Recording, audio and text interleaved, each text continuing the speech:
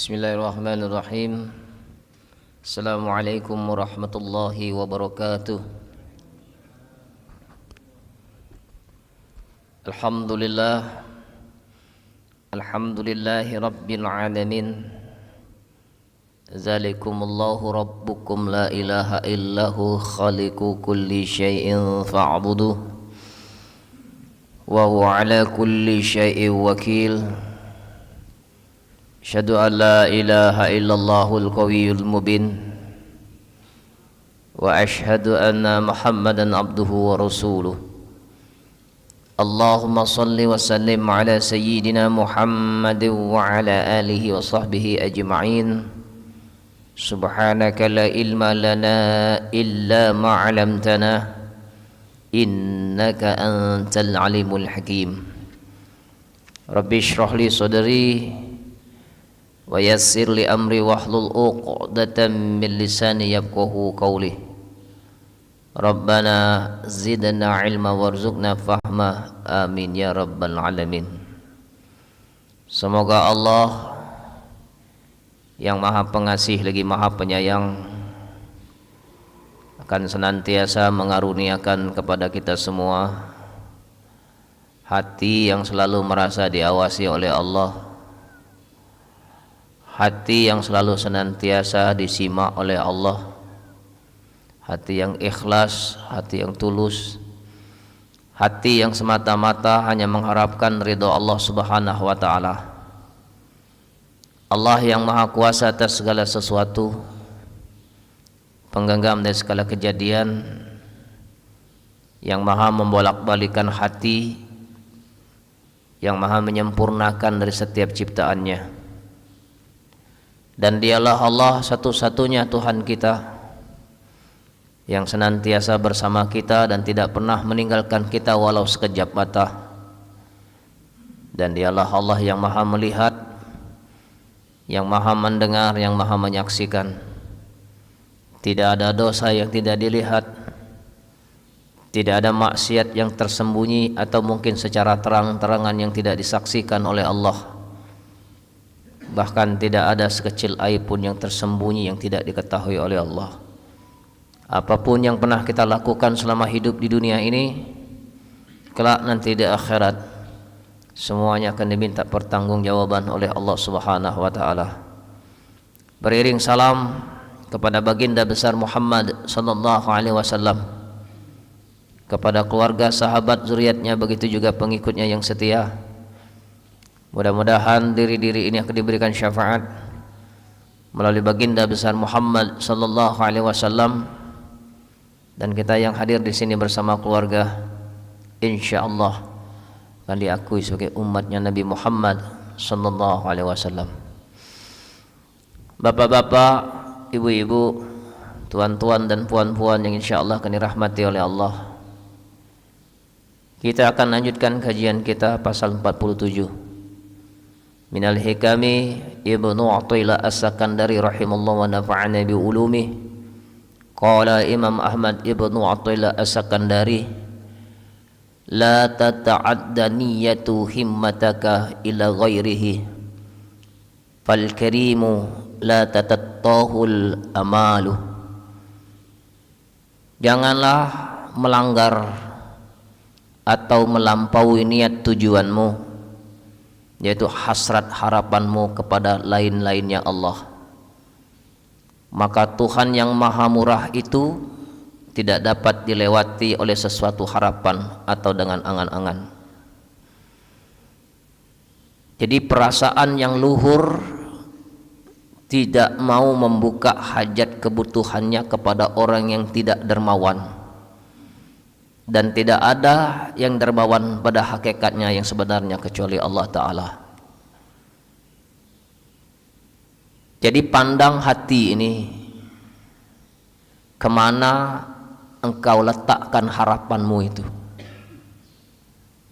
Kalau di hatimu engkau meletakkan selain Allah, itu menandakan bahwa kita belum yakin bahwa Allah itu punya sifat pemurah, Al-Karim, pemurah.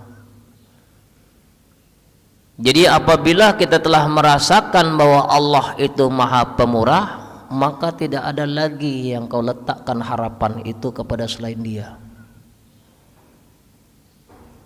Meskipun kau tidak melapaskan permintaanmu, tapi Allah tahu apa yang menjadi hajat-hajatmu. Itulah Allah.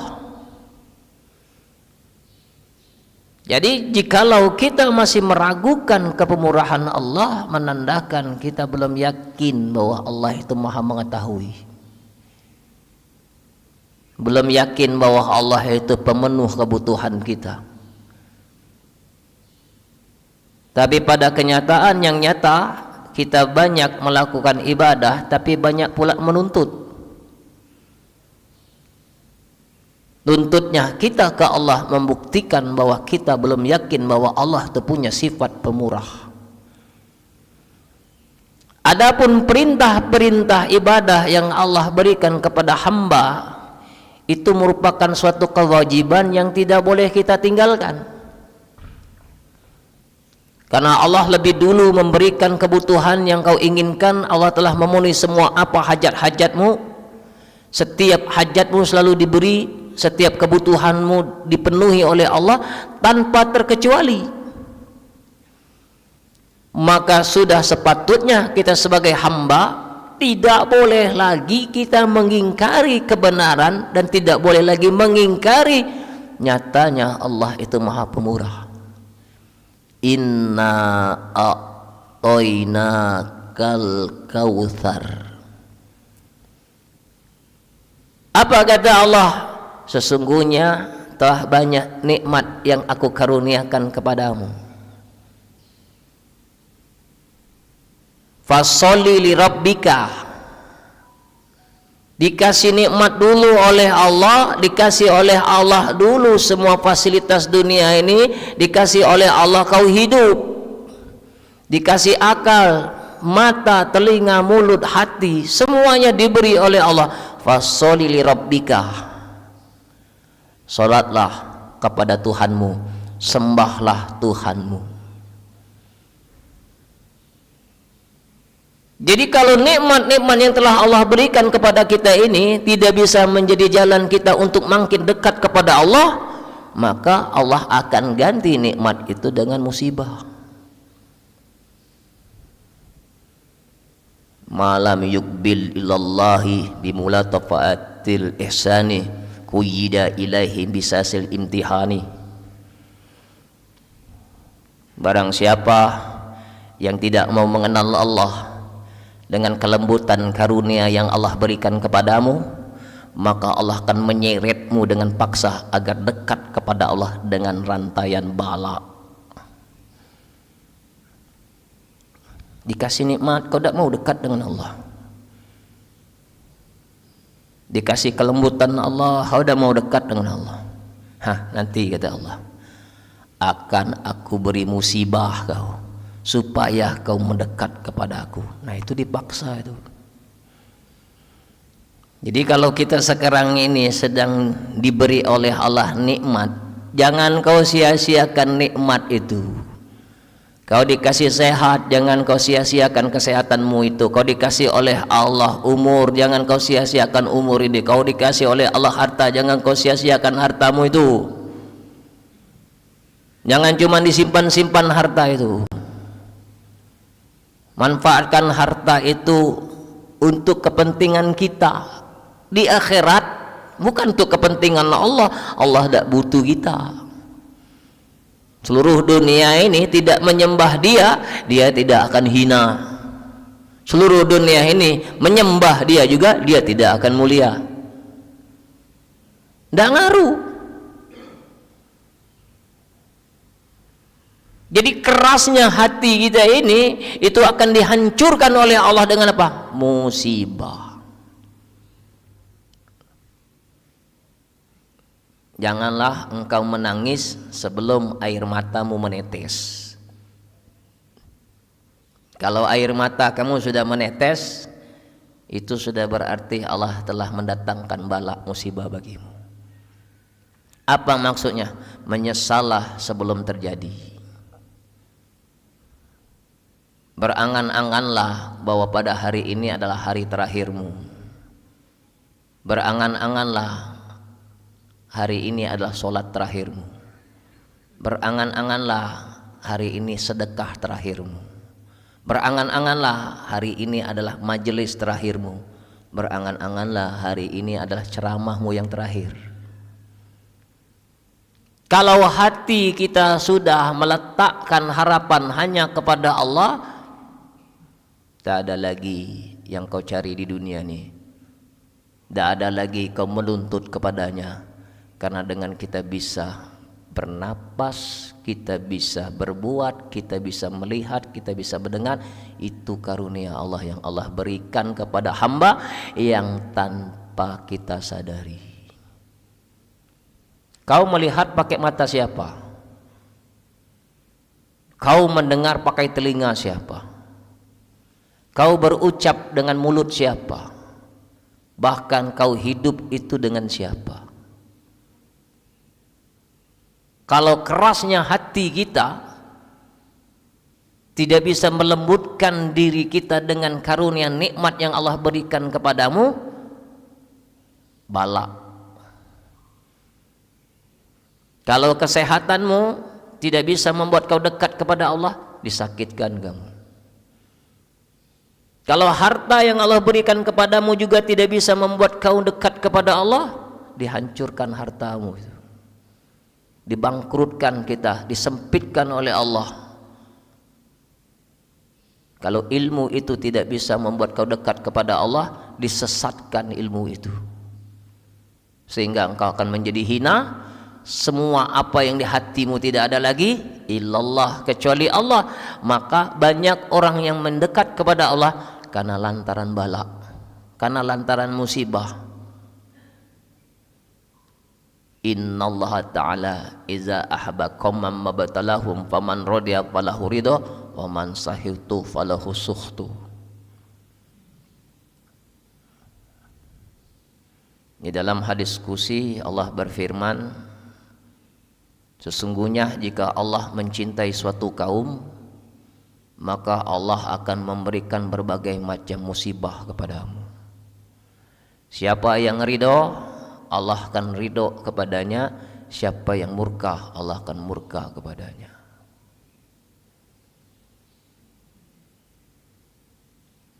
Nah, maka pandang hati ini Pak, lihat ke dalam.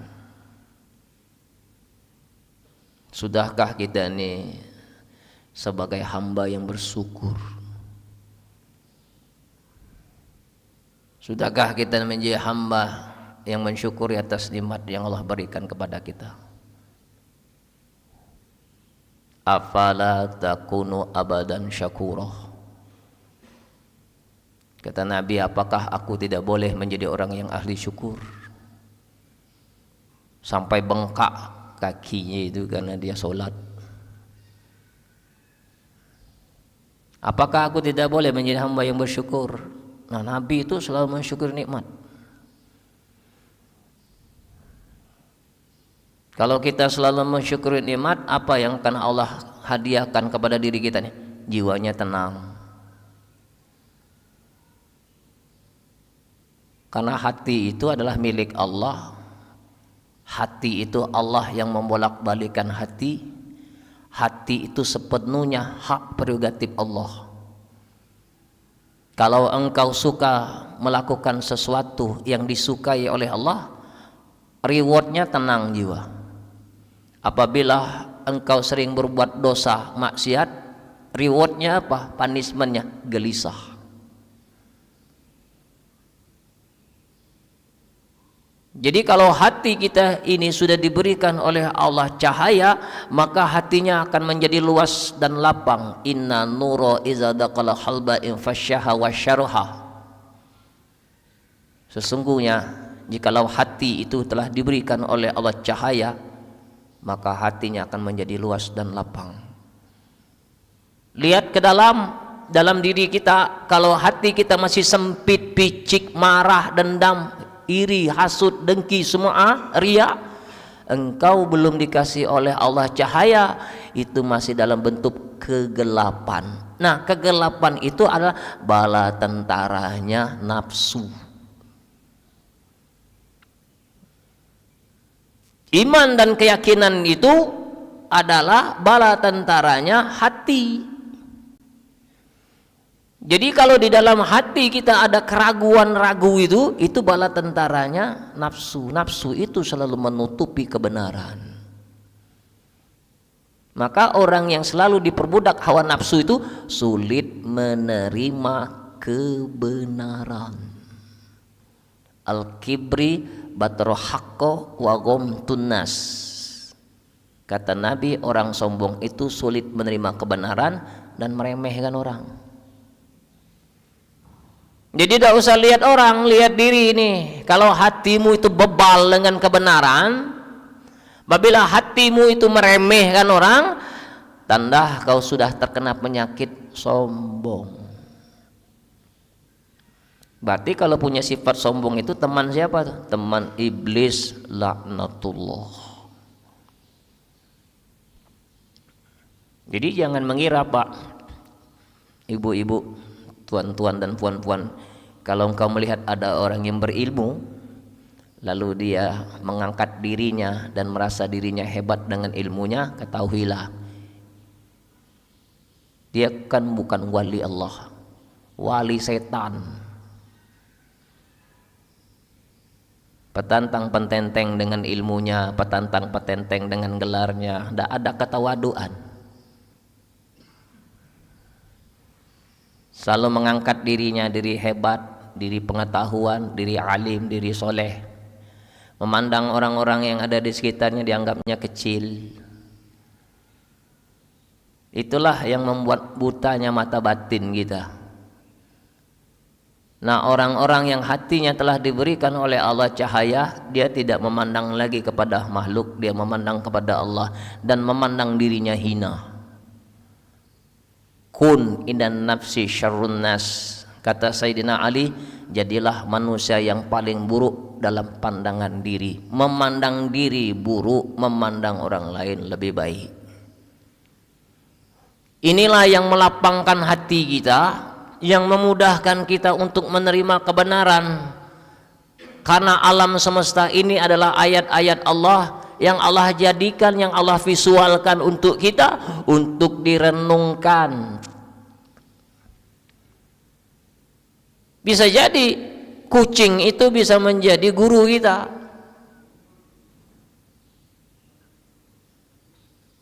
Kalau bapak ibu sering memantau bagaimana kucing itu memelihara anak-anaknya, bahkan ada seekor kucing, induk kucing yang berusaha mencari makanan, dia dapat makanan, dia berikan kepada anak-anaknya. Kucing itu, induk itu tidak makan. Dia dapat makanan, kasihkan anaknya, dia tidak makan. Sayang kepada anaknya, cinta kepada anaknya.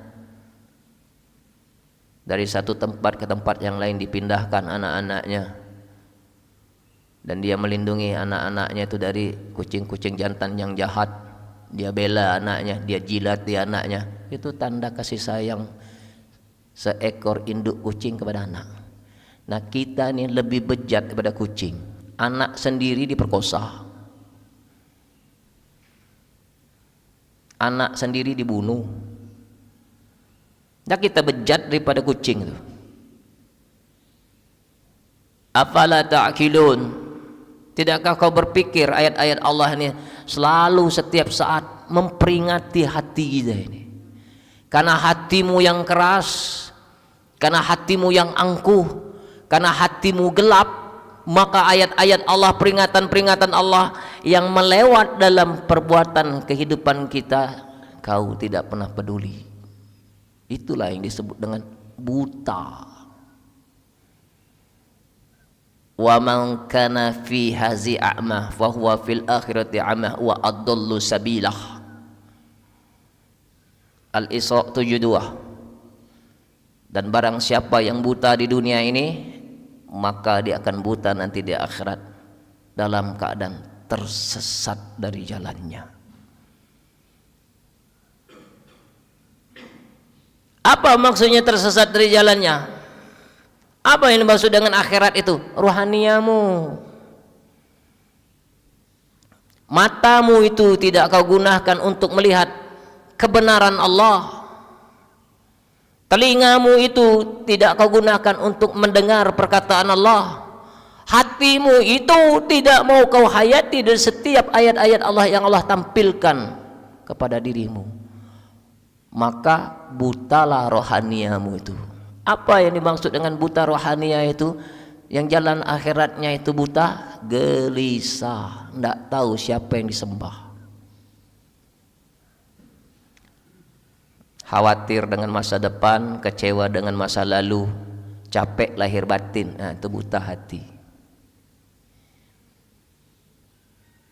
Trauma dengan masa lalu, khawatir masa depan, capek lahir batin. Nah, itu buta mata hati itu. Andaikan. Nah, itu sudah buta itu. Tidak yakin kepada Allah. Itu banyak nih orang yang terjadi pensiun tahun depan, menderitanya sekarang.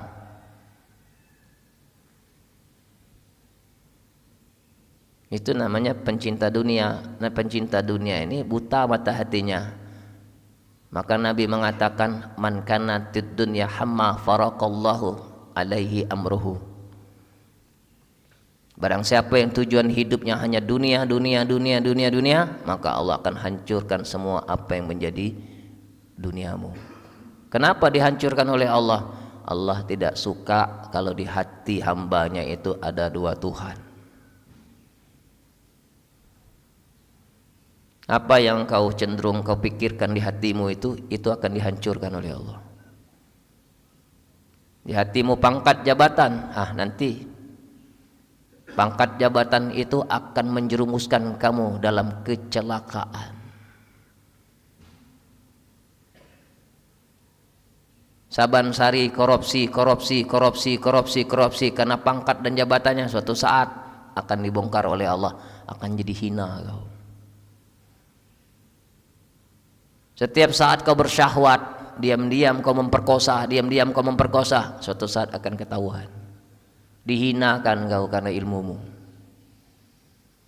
Dengan harta kau berzina, dengan harta kau bermaksiat, suatu saat kau akan hancur karena hartamu. Itulah yang dilakukan oleh Allah kepada hambanya. Kenapa? Apakah Allah zalim kepada kita? Tidak. Allah tuh sayang sama kita. Kenapa dihancurkan semua duniamu? Allah tidak menginginkan di hatimu itu ada dunia. Allah menginginkan cuma satu, letakkanlah aku di hatimu. Hasbi Rabbi jalallah ma fi qalbi ghairullah. Cukup Allah di hati. Tidak ada yang berhak menempati hati itu kecuali Allah. La ilaha illallah. Tidak ada yang aku tuhankan kecuali Allah. Meskipun badan kita ada di dunia, tapi hatimu tetap ke Allah. Bukan kita tidak boleh punya dunia. Silakan kau miliki dunia ini, tapi ingat, jangan melekat. Silakan dekat dengan anak, tapi jangan melekat. Silakan dekat dengan duniamu, tapi ingat, jangan melekat. Kalau itu semua melekat pada diri kita, maka kemelekatan itulah yang akan menyengsarakan jiwamu. Dunia ini tempat bermain. Dunia ini tempat canda tawa. Apa yang Allah karuniakan kepadamu itu adalah mainan. Istri itu mainan, anak itu mainan, rumah itu mainan, pangkat itu mainan, mobil itu mainan, motor itu mainan, sebagai penghibur untuk menunggu kematian. Innamal hayatad dunya la'ibuh wa lahu wa in tu'minu wa tattaqu yu'tikum ujurakum wa la yas'alkum amwalakum. Sesungguhnya dunia ini hanya tempat bermain sendau gurau. Ingat, barang siapa yang beriman dan bertakwa kepada Allah, Allah akan memberikan pahala kepadamu, dan Allah tidak meminta sedikit pun harta yang kau miliki. Silakan, kata Allah, kau punya harta, silakan kau punya mainan, tapi ingat, harta mainan yang Allah berikan kepadamu itu bukan menjadi tujuan, tapi Allah berikan semua itu kepadamu agar bisa menjadi jalan kau makin dekat kepada Allah. Istri yang Allah berikan kepadamu, Allah amanahkan kepadamu, bagaimana engkau bisa memelihara istrimu yang amanah Allah dari Allah itu bisa membuat kau dekat kepada Allah dan bisa membuat istrimu juga dekat kepada Allah. Nah, ini orang yang tahu diri ini. Ya, kita punya istri kau sia-siakan, kau marahi, kau tak nafkahi dia, kau sayang sama anak tapi benci sama yang melahirkan anakmu. Munafik kau nih. Anakmu kau sayang-sayang, kau peluk-peluk, kau cium-cium, tapi kau benci sama yang melahirkan anakmu. Gimana ceritanya itu? Kalau kau sayang dengan anakmu, kau juga harus sayang yang melahirkan anakmu. Kau juga harus cinta kepada yang melahirkan anakmu.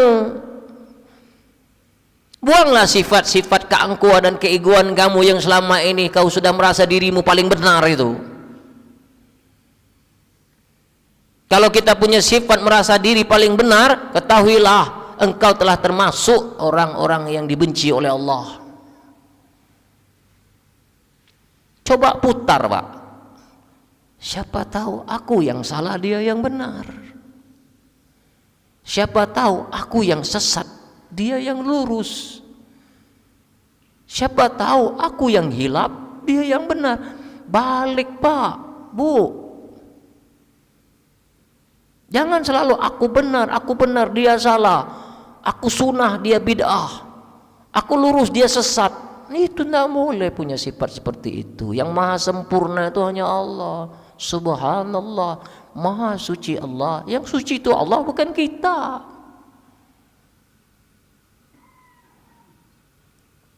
Jauh-jauh kau belajar ilmu ma'rifat, tinggi-tinggi belajar ilmu ma'rifat, sama bini masih kasar, sama anak masih kasar, percuma kau belajar. Kalau ilmu ma'rifat membuat kau jadi tinggi hati, berhenti saja belajar. Untuk apa kau belajar kalau tidak kau implementasikan dalam kehidupan sehari-hari? Bukti kita mengenal Tuhan itu, kau memakai sifat Allah, apa? Pengasih, penyayang. Bismillahirrahmanirrahim, bersama Allah yang maha pengasih lagi maha penyayang. Kalau kau sudah berani mengatakan Bismillahirrahmanirrahim, bersama Allah, lain kata bersama Allah itu jangan lagi ada ilah-ilah yang lain di hati itu. Apabila engkau mengucapkan Bismillah, ternyata di hatimu ada selain Allah, munafik, syirik kau. Nah, Bismillah kita ini belum sampai ke hati, Pak, baru di mulut, paling jauh ke kerongkongan. Bismillah kita ini belum sampai ke hati. Kalau orang yang Bismillahnya itu sudah sampai ke hati, laqad ja'akum rasulun min anfusikum azizun 'alaihi ma 'anittum harisun 'alaikum bil mu'minina raufur rahim. Telah ada pada dirimu seorang rasul dari kaummu sendiri, teramat berat penderitaan yang kau alami. Dia menginginkan keimanan dan keselamatan, pencinta orang-orang yang beriman. Nah, itu baru Bismillah. Nah, kita nih belum, Pak. Senang lihat orang susah, susah lihat orang senang. Orang yang sudah Bismillahnya itu sampai ke hati, susah lihat orang susah, senang lihat orang senang. Jadi mudah ngoreksi diri ini, Pak. Kalau kau masih iri, masih benci, masih susah lihat orang senang, atau gembira lihat orang susah, menandakan kau sedang kena penyakit hati. Rajin sholat, Ustadz, tidak guna kau sholat. Rajin wirid, Ustadz, tidak ada guna kau wirid kalau hatimu belum benar. Salat, wirid, sedekah, naik haji itu cuma satu. Innama bu'istu liutammima makarimal akhlak. Kata Nabi, aku diutus ke muka bumi ini hanya untuk memperbaiki akhlak. Allah kasih amanah kepada Rasulullah. Rasulullah membuat kurikulum. Itulah salat salah satunya itu. Kita sholat tadi berdiri menghadap Allah itu siapa yang kau sembah, siapa yang kau ruku'i, siapa yang kau sujud itu siapa. Nah kau kenali itu. Jangan cuman Allahu Akbar, Allah Maha Besar, tapi kau masih membesarkan diri. Kau masih mengaku diri. Allahu Akbarmu itu batal. Ketika sudah kamu menyebut Allahu Akbar, Allah Maha Besar, tidak ada lagi kamu. Hilang kamu itu, yang ada hanya Allah. Tidak hanya ketika sholat Allahu Akbar, di luar sholat tetap Allahu Akbar. Nah kita ini ketika sholat Allahu Akbar, satu langkah meninggalkan masjid, tidak ada lagi yang kau akbarkan, itu Allah. Mengakbarkan diri, aku hebat, aku pejabat, aku orang hebat, aku orang alim, aku orang soleh. Sifat ini belum Allahu Akbarnya, masih ada diri. Lepas diri itu tak ada lagi diri itu, hanya dia semata. Nah kalau hati kita sudah berharap kepada Allah, apa yang bisa menimbulkan rojak kita kepada Allah? Apa yang kau tanam. Jadi kalau kita mengharap panen tapi ternyata tidak ada yang kau tanam, apa yang kau panen? Berharap kepada Allah itu adalah mereka yang sudah banyak tanaman, sudah banyak yang ditanam, sudah banyak kebaikan yang dia tanam. Maka suatu saat engkau akan memanen kebaikan itu. Nah kita ini tinggi angan-angan, permintaannya banyak, tuntut datangnya banyak, tapi apa yang Allah tuntut ke kita tidak pernah kau lakukan. Besaklah pasak daripada tiang. Kita belum memantaskan permintaan kita kepada Allah. Kau belum siap ketika kau meminta, tapi belum memantaskan permintaanmu. Ketika dikasih, kewalahan. Ketika dikasih, lupa diri. Ketika dikasih, jauh dari Allah. Nah makanya Allah tidak beri. Kenapa? Allah tahu kapasitas kita, Allah tahu keadaan kita. Kau tidak diberi bukan berarti Allah tidak mau memberi, tapi Allah menginginkan pantaskan dulu apa yang kau pinta itu. Kalau engkau sudah memantaskan diri, tidak usah kau minta, Allah beri. Karena Allah punya sifat pemurah. Pernah enggak bapak-bapak, ibu-ibu ngalami selama berjalan hidup di dunia ini? Di jalan lihat duren, pengen makan duren, tapi duit tidak ada. Begitu pulang ke rumah, di atas meja ada duren. Kita tanya sama istri, mama ini duren siapa yang kasih? Tetangga. Pulang dari kebun, bawa oleh-oleh duren, nah kita dikasih. Siapa yang kasih durian itu? Allah Subhanahu wa ta'ala. Sebelum kau menginginkan durian itu ada, Allah telah siapkan durian untukmu. Nah itulah Allah itu pemurah.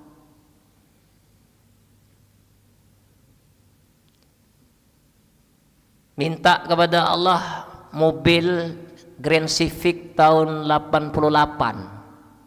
Jadilah ya Allah murah-murah, yang penting jangan kena hujan, kena panas. Dikasih oleh Allah Mobilio 2016. Di luar ekspektasi kita, kita harap dapat Grand Civic 87, dikasih oleh Allah Mobilio 2017. Lebih dari cukup itu. Ya Allah berikanlah aku rumah ini tipe 36. Tapi di luar ekspektasi kita, dikasih rumah tipe 100. Nah itu Allah Pak. Ya Allah berikanlah aku nih istri yang sederhana, yang akhlaknya baik, pengertian, bisa melayani diriku dengan baik. Oh, lebih dari situ, sudah cantik, kaya, pengertian pula, soleha pula. Itulah sifat Allah punya pemurah. Bukan seperti kita nak dipekik ke dulu baru nyambung. Allah tidak seperti itu, Pak. Allah itu maha perasa, karena Dia yang menciptakan rasa. Mustahil apa yang kau rasakan Allah tak tahu. Dan Bapak Ibu tuan-puan, bisalah kau melihat pengalaman-pengalaman hidupmu betapa baiknya Allah itu kepada kita. Jangan mengira ketika engkau dikasih sakit bahwa Allah itu sedang membencimu. Tidak. Penyakit itu justru Allah sedang mengetuk pintu hatimu untuk dekat kepadanya.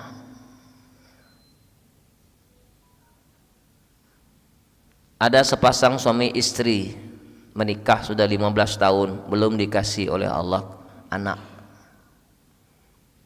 Ketika masuk 16 tahun dikasih anak. Akan lama nunggu 15 tahun itu. Begitu dapat anak, dia cintai, dia sayangi. Umur 7 tahun anaknya kena penyakit kanker otak stadium 4, karena sering sakit kepala. Dipanggil oleh dokter, Pak, Bu, mohon maaf, anak bapak ibu ini kena penyakit kanker otak stadium 4, sudah parah. Ya, bagaimanalah Bapak Ibu, Tuan Puan, kalau kita punya anak satu-satu itulah semata wayang dapat berita anak kena penyakit kanker otak, hancur hati langsung. Inna lillahi wa inna ilaihi rajiun, kata bapak kata bapak anak tadi. Istri tadi sudah menangis. Serasa hancur dunia ini, dapat berita anak punya kanker otak stadium 4. Apa kata dokter? Pak, menurut penelitian, kalau orang sudah kena penyakit kanker otak ini paling lama 3 bulan umurnya. Apa yang dia minta, kasih. Jauh minta mainan, kasih. Dia minta belikan ini, belikan. Kena 3 bulan lagi.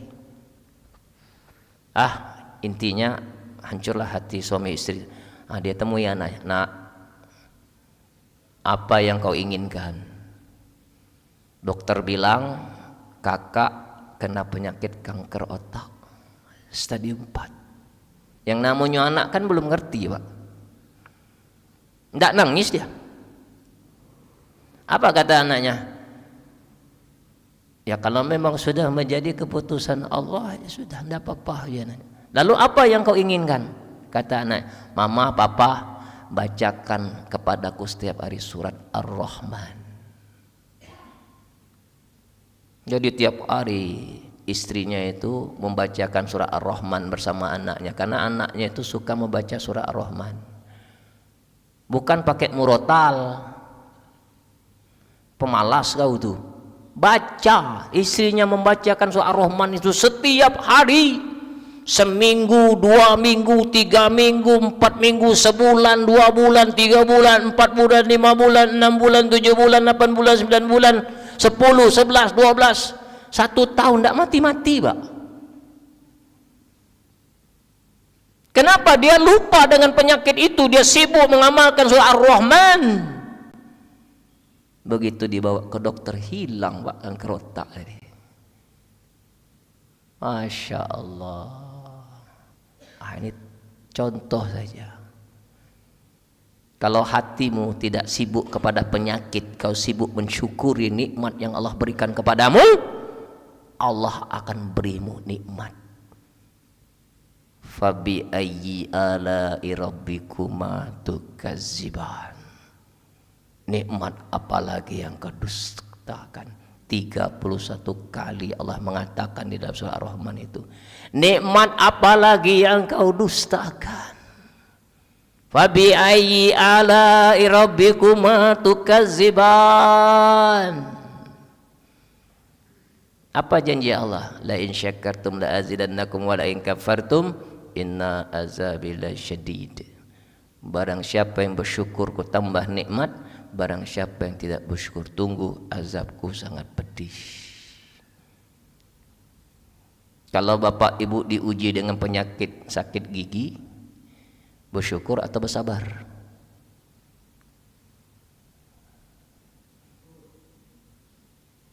Syukur. Kenapa? Jarang orang sakit gigi bersyukur. Alhamdulillah ya Allah, yang sakit cuma satu ya Allah. Kebayang tidak kalau semua gigi itu sakit? Satu gigi saja minta ampun kau melanting-lanting, apalagi seluruh gigi itu sakit. Nah, jadi intinya begini, kalau kita sakit jangan sibuk mikiri yang sakitnya, sibuk mensyukuri yang sehatnya. Insya Allah cepat sehat. Kalau kita kena penyakit jantung, jangan mikirkan ngeluhkan jantungnya yang sakit, tapi syukuri paru-parunya sehat, ginjalnya sehat, lambungnya sehat, otaknya sehat, matanya sehat. Kalau kau sibuk mensyukuri nikmat, maka penyakit itu akan hilang dengan sendirinya. Nah, kita ini kan kalau sudah kena penyakit, mulai mikirkan penyakit terus, bukan mikirkan Allah, mikirkan penyakit. Jadi sholat itu terpaksa karena ada penyakit tadi. Nah, bukan begitu caranya. Sholat itu karena rasa syukur kita kepada Allah. Alhamdulillah ya Allah, yang sakit cuma jantung, paru-paruku sehat, enggak batuk-batuk. Yang sering batuk-batuk paru-parunya sakit, alhamdulillah ya Allah, jantungku masih sehat, leverku masih sehat, ginjalku masih sehat. Itu Pak, cara kita menghadapi hidup ini sehingga hatimu tetap tenang. Mati tidak harus sakit. Ternyata penyakit itu bukan yang membunuh, tapi yang membunuh kita mati itu masa hidup kita di dunia ini habis, masa kontrak kita hidup di dunia habis. Itulah yang memisahkan kita dengan kenikmatan, bukan penyakit. Karena ada keluarga kami semasa hidupnya kena penyakit diabetes puluhan tahun, tapi mati bukan karena penyakit diabetes, sakit gigi. Kan tidak nyambung. Kita pikir dia mati karena diabetes, enggak, kata dokter, karena sakit gigi. Nah, mati dia. Nah, jadi jangan takut kepada yang maha pemberi penyakit. Jangan takut dengan penyakit. Kalau kau takut dengan penyakit, syirik kau. Mana kalau kau nak masuk surga. Wallahu a'lam bishawab. Nah, jadilah dulu Pak, mudah-mudahan bermanfaat. Wallahu a'lam bishawab. Silakan kalau ada yang mau ditanya.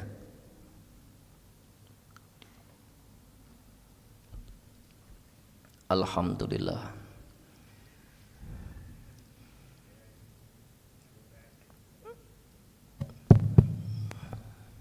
Assalamualaikum warahmatullahi wabarakatuh. Waalaikumsalam warahmatullahi wabarakatuh. Ustadz, di awal tadi diterangkan bahwa nafsu itu menjadi tumbal, bahwa semuanya jelek. Tapi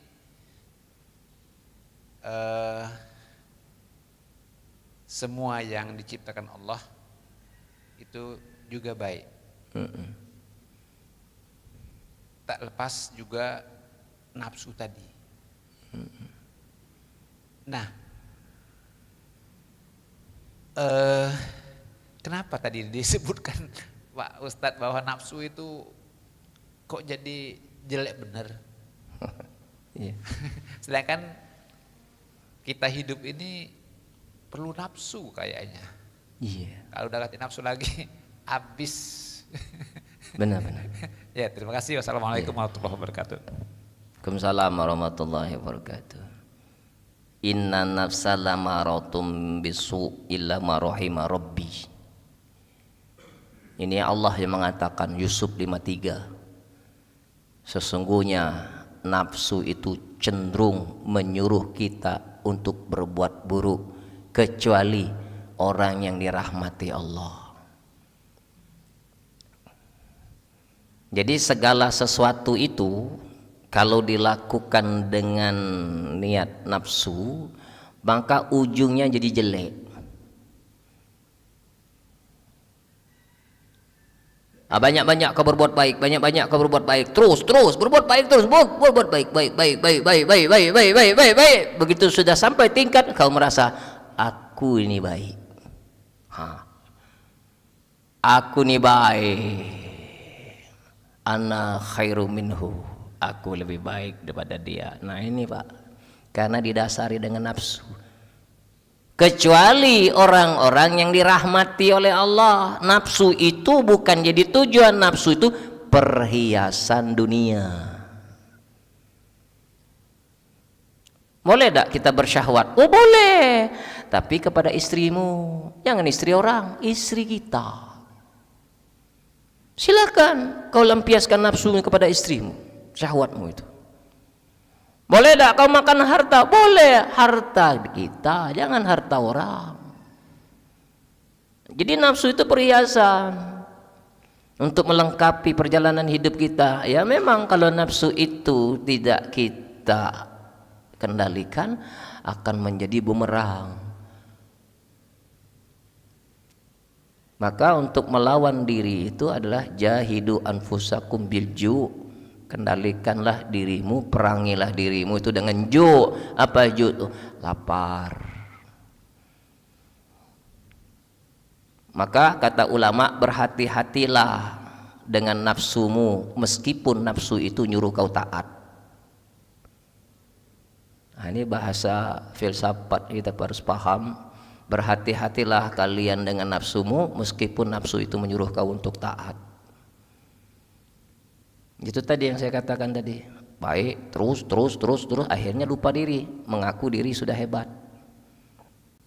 Nah, waspadai dirimu itu.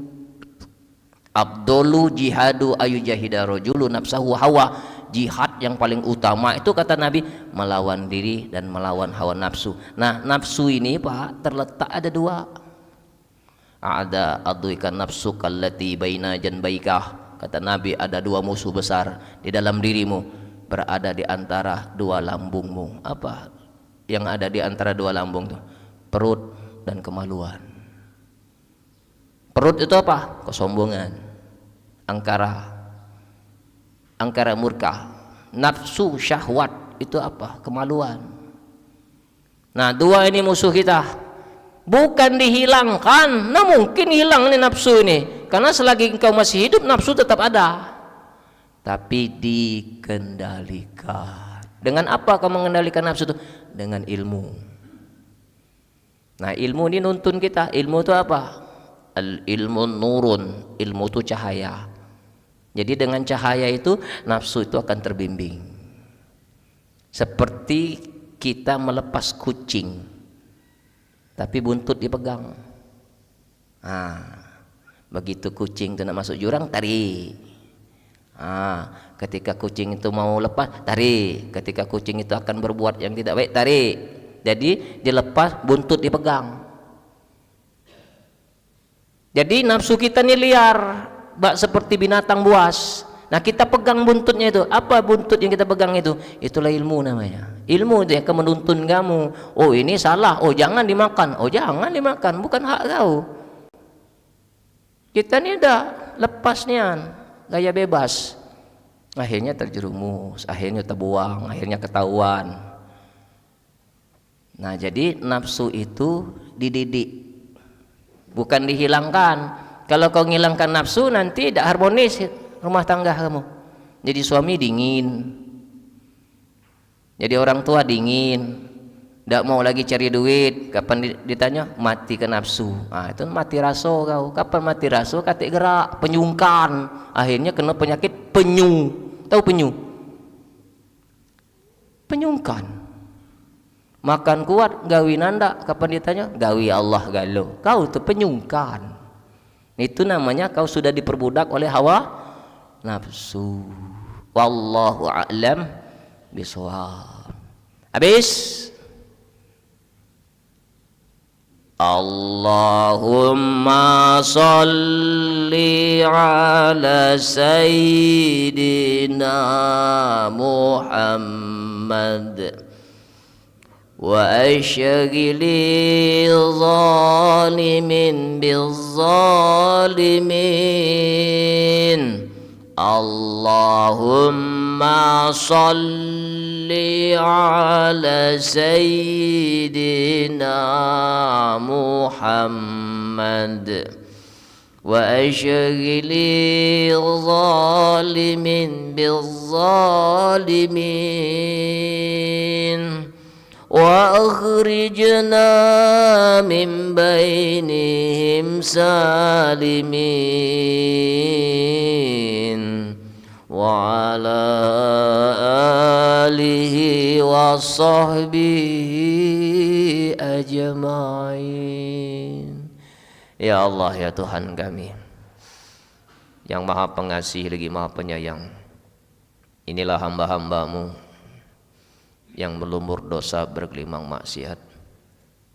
Kini memohon kepadamu wahai yang maha mendengar, betapapun kami tidak dapat melihatmu, tapi bukankah engkau sedang menatap kami?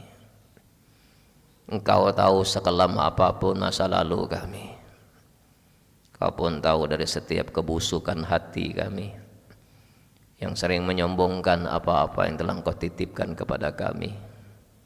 Hati penuh dengan kedengkian, iri, hasud, riya, semua ujub, cinta dunia, takut mati.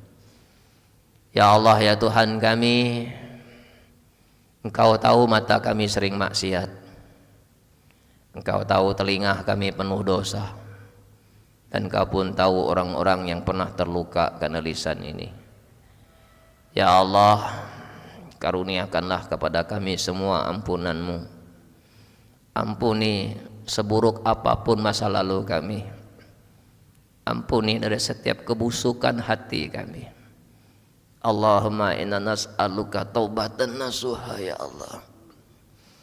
Wa taubatan qabla al-maut, wa rahmatan 'inda al-maut, wa ma'firatan ba'da al-maut. Allahumma hawwin 'alaina fi sakratil maut wa najatan minan nari wa hwandal hisab. Allahumma fir lana dzunubana wa liwalidina warhamhum kama rabbawna shighara. Wal muslimina wal muslimat wal mu'minina wal mu'minat al ahya'i minhum wal amwat innaka ala kulli syai'in qadir. Ya Allah, sampai kapanpun kami tidak akan pernah berhenti mendoakan ibu bapak yang telah membesarkan kami dengan darah keringat mereka, membanting tulang pagi dan petang demi kami. Bahkan ada orang tua yang mendekati neraka hanya berjuang untuk menafkahi kami. Angkat derajat ibu bapak yang selalu direndahkan, muliakan yang selalu dihina, bahagiakan yang selalu dilundung kesusahan.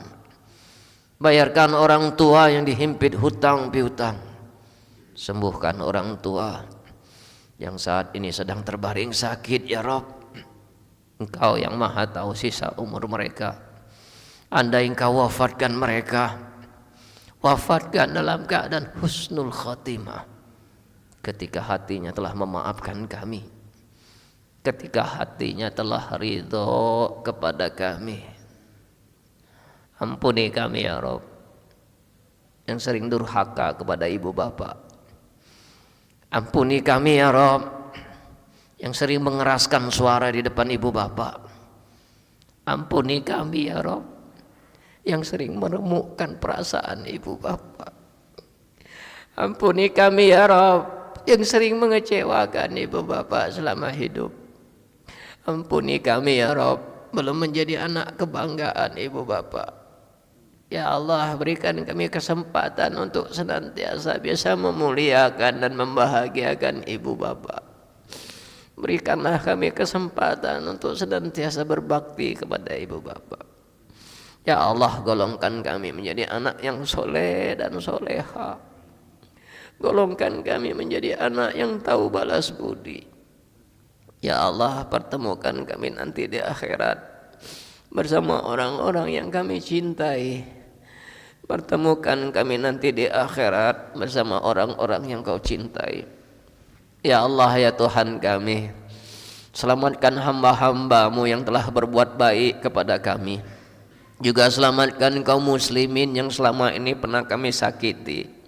Buatlah hatinya ridho dan mau memaafkan kami. Selamatkan kaum muslimin yang selama ini pernah menyakiti kami. Golongkan kami menjadi orang yang pemaaf yang tulus. Ya Allah, berkahi majelis kami ya Allah. Lembutkan hati kami yang masih keras membatu. Cahayai hati kami yang masih gelap gulita. Beri petunjuk kepada hati kami yang masih tersesat. Ya Allah, ya Tuhan kami, jangan Kau jadikan dunia ini menipu kami, memperbudak kami dan menyilaukan mata hati kami. Jadikanlah hari-hari kami menjadi hari-hari yang tidak pernah bisa melupakan-Mu walau sesaat. Jadikanlah hari-hari kami menjadi hari-hari yang indah hidup bersama-Mu.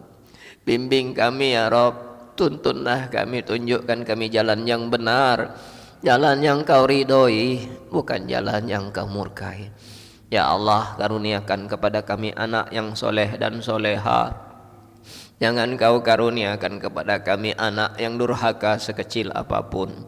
Lindungi anak dan keturunan kami dari perilaku haram. Lindungi anak dan keturunan kami dari barang-barang haram. Lindungilah anak dan keturunan kami dari fitnah zaman, fitnah dunia, fitnah kubur, dan fitnah akhirat. Ya Allah, siapapun yang hadir di sini, siapapun yang menonton acara ini, ya Allah, wafatkan kami semua bersama keluarga yang kami cintai dalam keadaan husnul khatimah. Ya Allah biha, ya Allah biha, ya Allah bi husnil khatimah. Ya Allah biha, ya Allah biha, ya Allah bi husnil khatimah. Rabbana atina fid dunya hasanah wa fil akhirati hasanatan wa qina azaban nar. Sallallahu alaihi sayyidina Muhammadin nabiyil ummi wa ala alihi wa sahbihi wasallam. Allazi da'awahum fiha subhanakallahumma wa tayatum fiha salam wa akhir da'wahum alhamdulillahi rabbil alamin. Taqabbalallahu minna wa minkum taqabbal ya karim. Wassalamualaikum warahmatullahi wabarakatuh.